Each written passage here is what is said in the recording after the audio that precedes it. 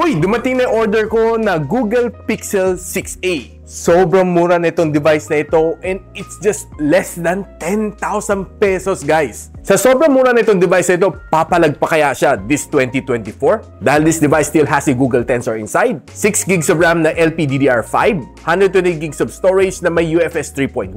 Magandang kanang camera and may ultra-wide lens pa. IP67 rated plus may eSIM capability. Probably the cheapest so far na nabili ko na may eSIM support. Lahat yan malalaman mo in this video, especially saan ko nabili itong device na ito.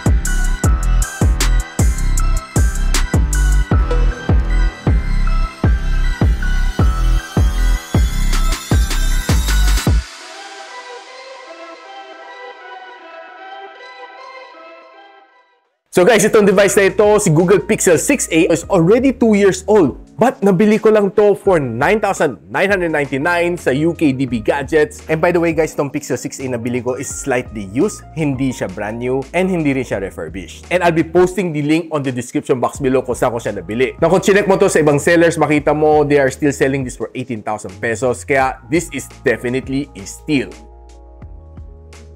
Now, one of the good things dito sa Google Pixel 6a is sobrang ganda ng kanyang form factor. It's small and compact siya. And despite na small and compact siya, ang kanyang camera is a performer, which malalaman natin a little bit later. Now, probably the only thing na hindi ko masyado trip dito is medyo makapal pa ang kanyang bezel. But remember, this is a 2022 na phone. So, pakita ko sa inyo some of the features na makita mo dito sa Pixel 6a. One of the good things na gusto ko dito sa Pixel 6a is malinis ang kanyang UI. You would hardly see any bloatwares dito. Halos vanilla feel naman siya. If you swipe down dito sa side, you'll see all of the notification here. And if you swipe it down further, more options for you. And swiping it over, makita mo more shortcuts na nakatago lang dito. So, one good news sa mga Pixel user here in the Philippines is that support na ng 5G ng Globe and Smart. But yung bad news naman is that it only supports Google Pixel 7 and above. This is a 6a. Even though this one has a 5G capability, it has yet to get a 5G connection dito sa Smart and sa Globe. So, kita nyo dito sa akin, no? Smart communication,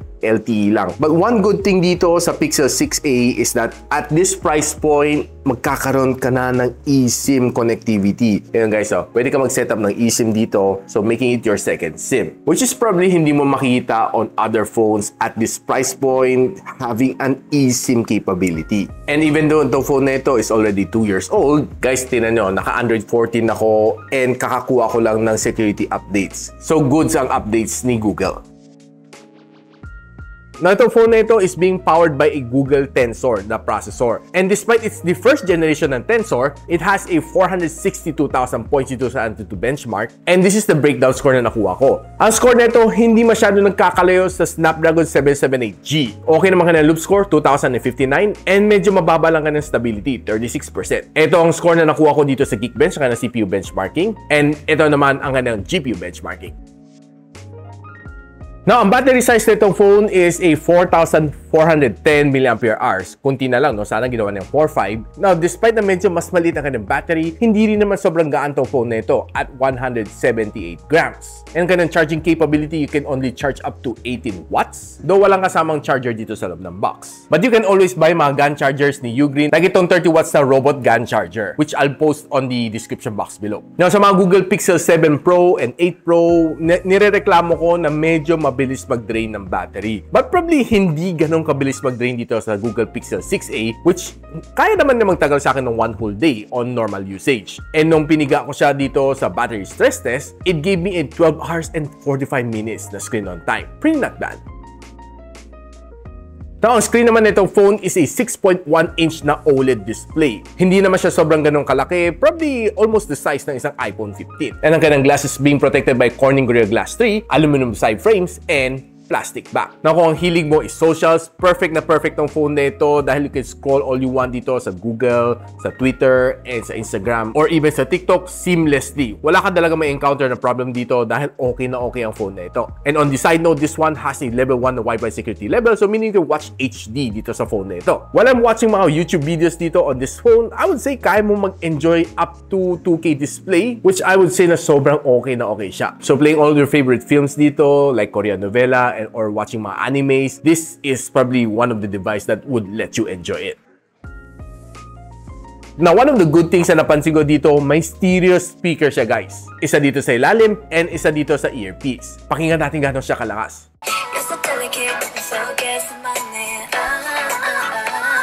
So despite na medyo maliit tong phone na ito, the sound coming off from this phone is not so bad after all. So pag-usapan natin some games na nilaro ko dito, I played Call of Duty Mobile and Farlight 84. Call of Duty Mobile, I would say kaya na mag-high graphical settings dito without any problem. And playing the game is really smooth. Medyo siguro hindi lang nasanay on a 6.1 inch na phone kasi medyo masanay ako sa mga 6.7, 6.8. But despite na medyo maliit ang kanyang form factor, okay naman siya. Responsive ang kanyang screen on every single touch na ginawa ko. And the gameplay was smooth. Playing VR matches or rank matches, wala kang maging problema dito. Kahit medyo magtapunan kayo ng mga smoke bomb on a certain area, okay na okay ang magiging gameplay mo dito. And after playing 30 minutes ng Call of Duty Mobile, ang phone nito uminit up to 44 degrees Celsius. Na pagdating mo sa Farlight 84, pwede mo naman set yung kanyang graphical settings to extreme. And the gameplay, medyo mapapansin mo it's a little bit sluggish kasi there are frame drops and lags along the way. Medyo hirap si Tensor pagdating sa extreme graphics dito sa kanya. Now, binaba ko konti yung kanyang graphics to HDR. So, doon ko na feel na medyo mas naging smoothen ang aking gameplay. After lowering yung graphical settings, it was a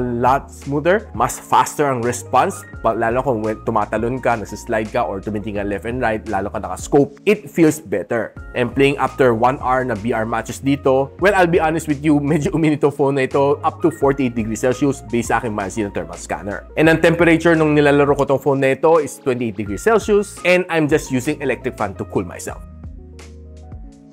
Now, probably pinaka-star ng show dito is yung kanyang camera. This one has a really good camera and it starts with a 12.12 MP na main camera sensor with OIS, and of course, meron din siyang 12 MP na ultra-wide lens. And ang kanyang field of view is 114 degrees. This one can shoot you up to 4K and 60, and ang kanyang front-facing camera has a 8 MP na sensor which can shoot you up to 1080 and 30. Now, I've always known Pixel as a good camera phone. Kaya marami gumagamit ng mga Gcam na integration sa ibang Android system to make your photo look a lot better. Now, on the Google Pixel 6a, it's no different. So, makita natin on the shots, mostly as outdoors, this one could definitely perform. And if you scroll at some of the photos like this one, makita mo talagang okay na okay pa rin siya. Na sharp mga photos dito. And scrolling over sa mga photos na nakuha ko outdoors, you really see a lot of good details dito. Kahit yung mga bokeh niya looks very nice and very natural. And looking at some flower shot like this one, makita mo, ang daming details kahit medyo affordable series ni Pixel, they still make it to the point na maganda pa rin ang kanyang camera performance. And hindi naman ako disappoint sa kanya. Normally, on other cameras at this price point, there are times na mahirapan mag-focus on some pictures like this one, but not on the Pixel 6a kasi ang bilis-bilis niya mag-focus. On other cameras at this price point, makita mo medyo hindi na siya ganun kaganda. But dito sa Pixel 6a, ang ganda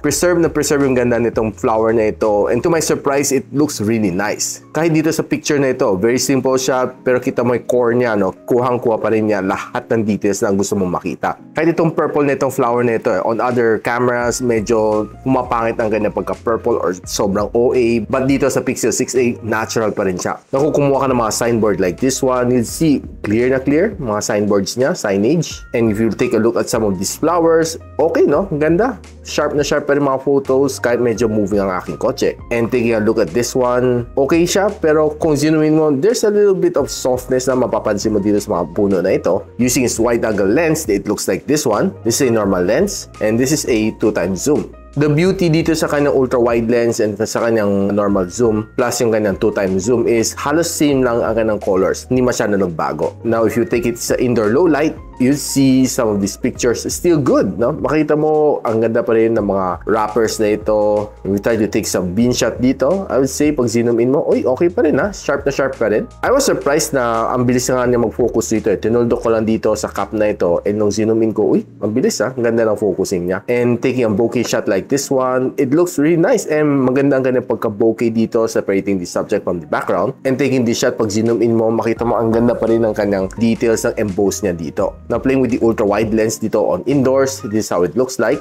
Normal lens, 2x zoom, and zooming all the way to 5 times. Medyo a little bit grainy, but still gets the job done.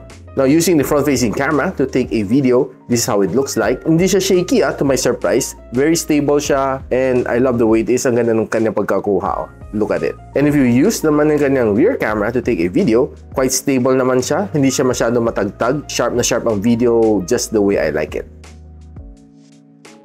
Now guys, ano masasabi ko dito sa Google Pixel 6a this 2024? Papalag nga ba siya? Honestly, I was surprised na this one is still running Android 14 and updated pa siya, no? With all the security patches, kaka-update ko lang sa kanya. And the best thing dito sa kanya is ang laki ng price drop. This used to be a roughly 27,000 pesos na phone na mabibili mo nung unang labas na nung 2022. Right now, mabibili mo kay UKDB Gadgets ng 10K pesos only. I would say this is definitely a steal kasi rather than buying mga phones at 10,000 pesos from other brands, why not try to buy a Google Pixel 6a? It will definitely give you a better camera performance at this price point. Meron ka pang eSIM capability and gaming, well, mid-level gaming kaya naman niya. Just don't play mga Warzone and Genshin Impact. And ang kanyang form factor is definitely better than the other 10,000 pesos phones out there. So ako personally, marirecommend ko tong phone na ito if you can get it at 10,000 pesos this 2024. Sulit na siya. Now, if you want to know kung saan nyo pwede mabili ito, I'll be linking on the description box below. And if you like this video, don't forget to share it to your friends. And sub to this channel is definitely awesome. I'll see you in the next one. And so, ako para si Richmond, and you're watching Gadget Sidekick. What's up? Like and subscribe to my channel. Don't forget to hit that notification bell. For one of my latest uploads, click the dito. And for one of my popular uploads, click here.